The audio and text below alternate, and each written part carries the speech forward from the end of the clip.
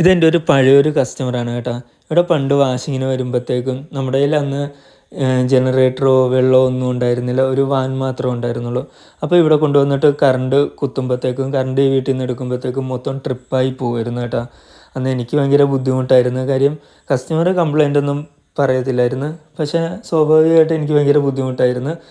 ഇപ്പോൾ നമുക്ക് ധൈര്യത്തോടെ ചെന്നിട്ട് വാഷിങ്ങിന് ഈ വീട്ടിലോട്ട് ചെല്ലാൻ പറ്റി. കാര്യം എന്ന് വെച്ച് കഴിഞ്ഞാൽ നമ്മൾ മൊത്തത്തിൽ പണ്ടത്തെ ഒരു 2 കൊല്ലം മുമ്പുള്ള ഒരു അവസ്ഥയിലല്ല നമ്മൾ മൊത്തത്തിൽ മാറിയിട്ടുണ്ട്.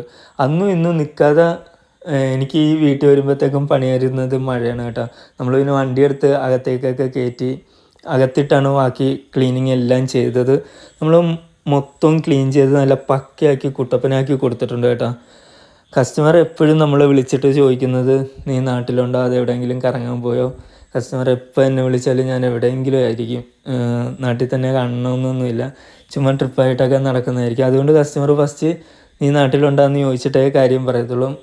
വണ്ടി വീട്ടിൽ കിടപ്പുണ്ടോ, ഒന്ന് ചെയ്യുമോ എന്ന് ചോദിക്കുന്ന